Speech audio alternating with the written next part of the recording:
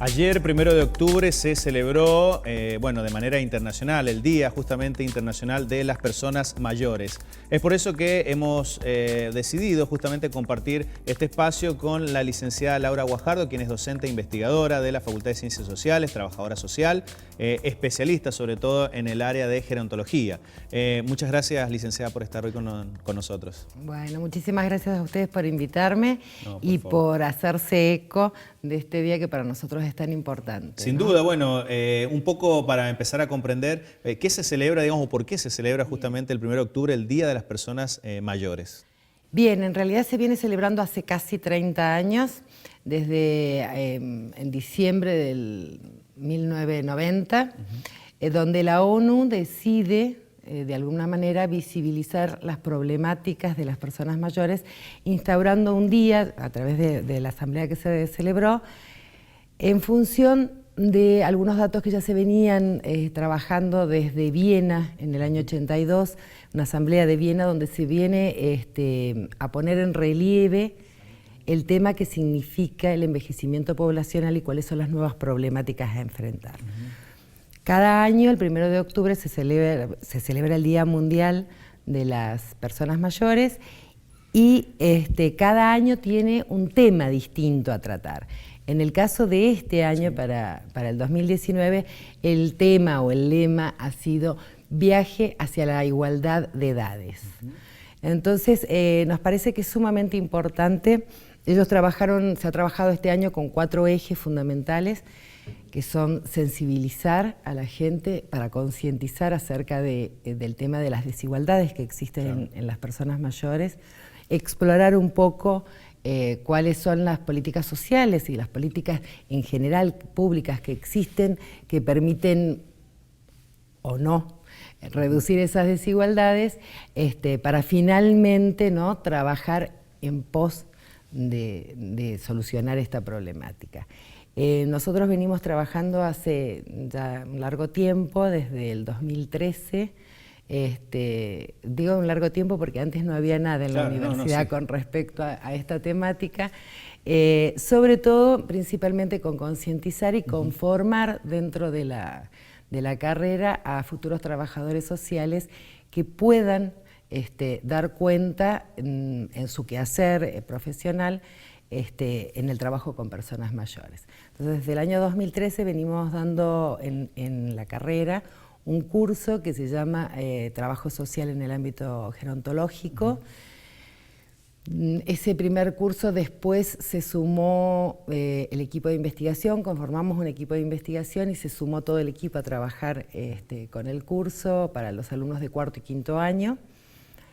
Después hemos generado también, venimos haciendo investigaciones desde ese momento y hemos hecho un proyecto de extensión que finalizó el año pasado y este año no nos dio el tiempo para presentar el nuevo porque uno a veces está muy cargado de cosas y la verdad es que fue lamentable porque la experiencia que nos brindó el proyecto de extensión fue fantástica, trabajamos sobre los derechos de las personas mayores, entonces formamos a estudiantes de los últimos años en el área y ellos a su vez se encargaron de transmitirlo en colegios secundarios porque la brecha generacional es mucho más corta, ¿no? Entre ellos que nosotros, claro, era de estudiantes a estudiantes y la idea era que estos chicos a su vez lo replicaran en su casa y en su comunidad para que tuvieran conciencia de los derechos que muchas veces son vulnerados y se trabajó con colegio público y privado de la zona de Rawson porque es la que más recibe denuncias sobre abuso y maltrato. Bueno, en ese sentido, digamos, es interesante también destacar eso. Se ha visibilizado también esto, ¿no es cierto? Los flagelos. La posibilidad actual de hacer denuncias es, digamos, un gran, resorte, digamos, para ustedes y poder accionar de manera inmediata. El trabajo del trabajador social justamente es encontrar estos problemas, poder intervenir y ayudar, pero a veces si uno no sabe de dónde nacen, digamos, es imposible y esto ha favorecido bastante, imagino. Tal cual. Además nos acompañó que en el año 2015 se aprobó la Convención Interamericana sobre los Derechos Humanos de las Personas Mayores, que es una herramienta legal que nos sirve muchísimo, pero no solo a los trabajadores sociales, claro, sino a todos los profesionales que están en algún área que se vincule su trabajo con personas mayores. Así como fue la Convención Internacional sobre los Derechos del Niño, yo creo que la Convención Interamericana tiene el mismo resorte, claro, legal, porque tiene carácter supralegal. Si bien se aprobó en en junio del 2015, en diciembre del 2017 se aprueba dentro del cuerpo legal, sí, bajo la ley 27360, que fue propulsada e impulsada por una senadora provincial de San Juan, así que para nosotros es un orgullo, que es la senadora Marina Riofrío, y eso le da carácter supralegal. Bien. ¿Qué quiere decir esto? Que cualquier profesional que detecte que hay en algún lugar o en algún sector o en alguna familia se están vulnerando derechos de las personas mayores, podemos usar esta herramienta para hacer la denuncia, apelando a ella. Pero lo que yo noto que si bien es cierto, podemos visibilizar un poco más, tenemos herramientas legales, lamentablemente esta convención que tiene así como, yo diría, ejes rectores, la autonomía, vertical, claro, la autonomía y la dignidad de las personas mayores, a la hora de aplicarlo, yo siento que en muchos aspectos vamos en sentido contrario, ¿no? Sí. Cuando hablamos de dignidad y de autonomía, no podemos dejar de lado lo económico. Entonces las personas mayores, sobre todo los jubilados que cobran la mínima, que es a lo que hace referencia a nuestro trabajo de investigación, realmente en este momento creo que son el sector más desfavorecido. Porque no solo han sufrido una pérdida de sus ingresos, que es sumamente considerable, porque si tomamos 2015 y actualmente lo que cobran y lo traducimos a dólares, sí, ¿no? Es la mitad, exactamente la mitad. Y otra cosa que tampoco se tiene en cuenta es el precio del aumento de los medicamentos, porque el índice de precios al consumidor no los toma a los medicamentos como un indicador.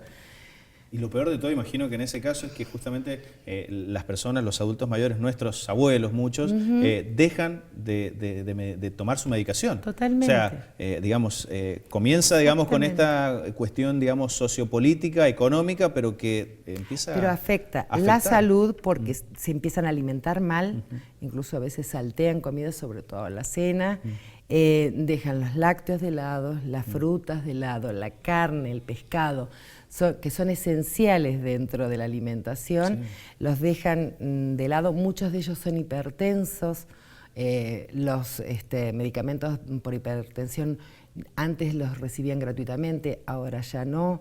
Entonces comprar sal sin sodio es carísima. Entonces lo que vemos es que esta brecha que hay entre lo que ganan y lo que representa la canasta básica de los jubilados cada vez se acrecienta más, ¿no? Y influye no solo en su bienestar económico, sino también en su salud y en su bienestar social. Porque inclusive muchas veces decimos, bueno, a ver, cuando tocamos el tema de recreación, por ahí nos dicen, bueno, pero la recreación no es tan importante, no es una necesidad vital. Y yo suelo refutar esto en tanto y en cuanto una persona mayor necesita no estar aislada, claro, estar en contacto social.